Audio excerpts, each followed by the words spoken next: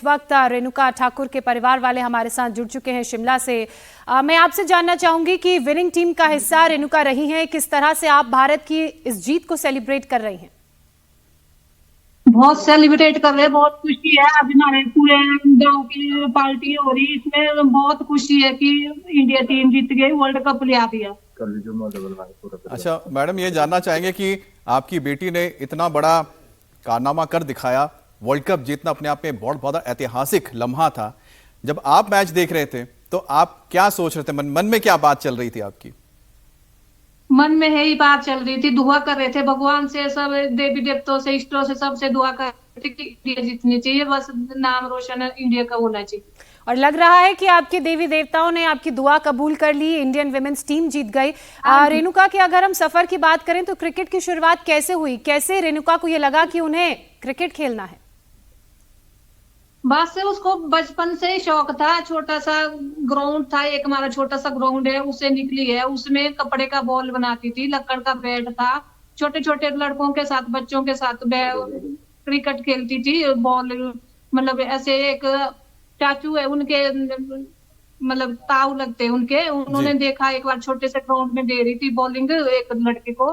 फिर उन्होंने देखा कि किसकी लड़की है, उनको भी नहीं था पता कि किसकी लड़की है। बोला मैं आपके भाई की कजन की लड़की हूँ। कभी उनको पता लगा जो उनका नाम है गोविंदर ठाकुर है। फिर उन्होंने देखा वही मेरे को बैट दे दे, मैं तू बॉलिंग डाल मेरे लिए। फिर उन्होंने बॉलिंग डाली बेटी ने, फिर उन्होंने बैट उठाया, बोला तू तो बहुत अच्छी खेलती है बेटा। तब उन्होंने सिलेक्शन कराया है धर्मशाला अकेडमी के लिए, फिर वहां से आगे निकली है, बस वहां से इंडिया के लिए सिलेक्शन हो। तो कितना मुश्किल था, क्योंकि पहाड़ी इलाका है, वहां से रोजाना अगर आपको धर्मशाला भी जाना है, स्टेडियम में भी जाना है, तो किस तरह से इतनी मुश्किलात को उठाया आपकी बेटी ने? किस तरह से आपने अपने मदद की अपनी बेटी की आप लोगों ने? वो तो अब चलो, कभी खर्चा भी नहीं होता था, बड़ी मुश्किल से बस में चले जाते थे, नीचे उसके पास मिलने जाते थे। फिर कभी कभी वो घर आती थी, फिर उसे मिल पाते थे। फिर बाकी फोन पे बात होती थी, बस फोन पे बात करते थे उसे। फिर उसने बोला कि मैं घर नहीं आ सकती, मैं बस अपना मेहनत करती हूँ, आगे बढ़ना है, मैंने अपने जीवन के लिए स्ट्रगल करना है, बस यही खुशी थी, बस यही किया। किसी के लिए मैंने उसके लिए रोक टोक नहीं रखी कि भाई तू बेटा आगे पहुंच जा, तेरे लिए कोई कमी नहीं रहेगी, किसी की कमी नहीं रहेगी, पैसे की नहीं कोई कमी। मैंने बहुत संघर्ष करा उसके लिए, यहाँ तक पहुंचने। कभी पैसा नहीं होता था, कभी कुछ नहीं होता था, तो बहुत पता नहीं काम करके कैसे कैसे उसके लिए पैसे बटोरे, इकट्ठे किए, तब उसको यहाँ तक पहुंचाया आगे।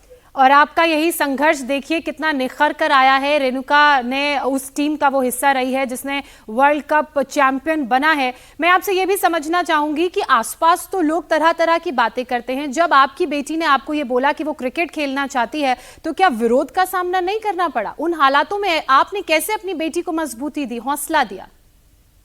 हाँ जी, हौसला दिया कि नहीं, लोगों की बातों में कुछ नहीं सुनना है, तेने आगे बढ़ना है, बस नाम रोशन करना है। अच्छा, क्योंकि आपकी अगर बात हो पाई होगी, क्या आपने रेणुका से जब बात की जीत जाने के बाद या मैच से पहले, तो क्या बातें हुई थी आपकी? पहले मैच से पहले, उसके मैच के बाद? मैच से पहले बात हुई थी उससे मतलब 1 घंटे पहले बात हुई थी। जैसे ग्राउंड में पहुंचे उससे पहले बात हो गई थी उससे। तो क्या कहा था आपने? भाई की बात हुई, मेरे से भी हुई, और उसने बोला कि भाई ये प्रार्थना करो भगवान से, देवी देवताओं से कि भाई इंडिया जीतने चाहिए। बस हमने भी यही बोला है कि आज अपने लिए नहीं खेलना है, देश के लिए खेलना है, बस दिल जान से संघर्ष करो, वर्ल्ड कप लाना है, बस यही खुशी है हमारे को। और जब मैच खत्म हो गया उसके बाद बात हुई फिर से? नहीं, उसके बाद तो नहीं हुई। उसके बाद तुम्हारे तो पार्टी चल रही है, रात से चल रही है पार्टी, आज भी अभी भी पार्टी चल रही है। पूरा गांव हमारा इकट्ठा हुआ है, सारे न्यूज वाले आए। चलिए, इसी तरह से पार्टी चलती रहे और हम उम्मीद करते हैं कि जब रेणुका पहुंचेंगी तो जोरदार भव्य तरीके से उनका स्वागत होगा। बहुत शुक्रिया हमारे साथ जुड़ने के लिए।